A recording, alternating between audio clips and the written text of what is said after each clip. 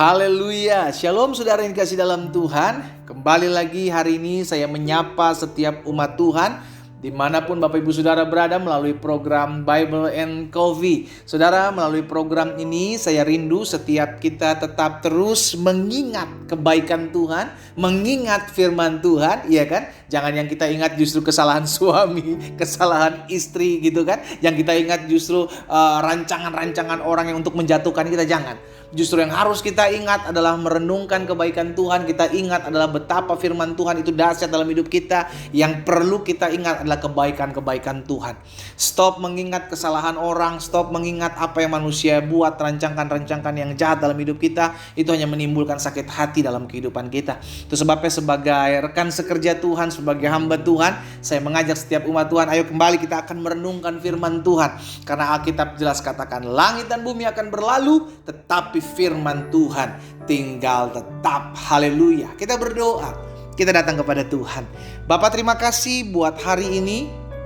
Kami mengucap syukur buat hari yang baru, berkat anugerah Tuhan selalu baru dalam kehidupan kami. Kami bersyukur karena kami tahu hidup kami aman dalam tangan Tuhan. Hidup kami terpelihara. Hidup kami ada dalam kasih setia Tuhan. Itu sebabnya kami perlu firman-Mu, kami perlu pewahyuan-Mu, kami perlu dituntun, kami perlu diarahkan oleh setiap apa yang menjadi perkataan Tuhan. Biarlah hari ini kami mendapati sesuatu. Tuhan urapi kami dengan roh hikmat dan wahyu, sehingga kami mengerti akan kebenaran. Dan biarlah kebenaran ini yang memerdekakan hidup kami. Di dalam nama Tuhan Yesus Kristus kami berdoa. Haleluya. Amin. Puji Tuhan. Saudara yang dikasih dalam Tuhan, Rasul Paulus pernah sampaikan dalam Efesus pasalnya yang keempat, ayat yang ke-31. Apa yang dikatakan Rasul Paulus di sana? Efesus 4 ayat 31, Rasul Paulus bilang begini, segala kepahitan, segala kegeraman, segala kemarahan, segala pertikaian dan fitnah. Lihat saudara, kepahitan, kegeraman, kemarahan, pertikaian dan fitnah hendaklah dibuang. Sama-sama bilang sama saya harus buang. Hendaklah dibuang dari antara kamu, demikian pula segala kejahatan. Apa yang tidak berguna dalam hidup kita, apa yang tidak berguna di hati kita, itu kita mesti buang. Iya kan? Sampah itu jangan disimpan. Karena ketika sampah disimpan akan berbau busuk. Dan baunya itu bukan hanya tempat di sekitar sampah itu yang mencium, tapi di luar daripada tempat itu akan tercium aroma busuk. Demikian pula dalam kehidupan kita, saudara. Rasul Paulus sudah mengingatkan kepada jemaat di Efesus. Itu juga yang diingatkan kepada kita hari ini. Ayo, setiap kepahitan, apapun yang engkau mengalami kepahitan kepada siapapun, engkau sedang mengalami kegeraman, amarah gitu kan, kesel, benci, dengki gitu kan, bahkan pertikaian, perselisihan, bahkan fitnah, buang. Kenapa kita mesti buang? Karena gak ada gunanya, saudara. Iya kan? Buat apa kita menyimpan sesuatu yang tidak berguna? Kan begitu. Kalau dia useless, kita tidak memiliki fungsi dalam hidup. Oh, ada kok pendeta nih, kepahitan saya ada fungsinya juga. Mana ada kepahitan? Kepahitan gak ada fungsinya. Ada fungsinya untuk menambah sakit penyakit. Nah, kalau kita gak mau, stop kepahitan. Kegeraman, amarah, pertikaian, fitnah dibuang. Sama-sama bilang sama saya harus buang. Kita selidiki hati kita sekarang. Ayo sama-sama kita selidiki. Kita yang tahu kok isi hati kita. Kita yang tahu apa yang sedang kita simpan dalam storage, dalam lemari hati kita. Ini kita tahu. Kalau kita tahu kita lagi gak suka sama si A, kita lagi benci dengan si B, kita lagi sakit hati terhadap si C, ayo buang itu. Mungkin saudara bilang, tapi gimana ya pendeta, orang ini kadang ngeselin. Loh, itu urusan dia sama Tuhan. Tapi kita gak mau ngotorin diri kita kok. Kita gak mau menyimpan bangkai, kita gak mau menyimpan sampah dalam hidup kita yang justru membuat hidup kita jadi berbau busuk. Karena biar bagaimanapun nanti akan keluar dari dalam hati kita. Kalau kita nyimpan benci, dendam, sakit hati, kecewa, amarah, itu akan keluar, saudaraku. Dan orang akan melihat, oh ini orang sakit nih hatinya nih. Oh ini orang pahit. Karena orang luka akan cenderung melukai orang lain. Orang yang suka gak terima diomongin orang lain, tanpa dia sadari dia sudah menggosipin orang lain. Karena itu pastikan kita mau buang hal-hal yang tidak berkenan kepada Tuhan. Bahkan Rasul Paulus juga sampaikan kepada jemaat di Kolose. Kolose pasal yang ketiga, ayat 5 dan ayat 6. Karena itu matikanlah. Lihat, dibuang tadi yang pertama di Efesus 4 ayat 31. Dan sekarang di dalam Kolose 3 ayat 5 dan 6. Matikanlah. Apa yang kita matikan? Matikanlah dalam dirimu segala sesuatu yang duniawi. Jadi baik dibuang maupun dimatikan segala sesuatu yang tidak berkenan di hati Tuhan. Percabulan, kenajisan, hawa nafsu, nafsu jahat, keserakahan yang juga sama dengan penyembahan berhala. Kenapa? Ayat 6. Semuanya itu mendatangkan murka Allah.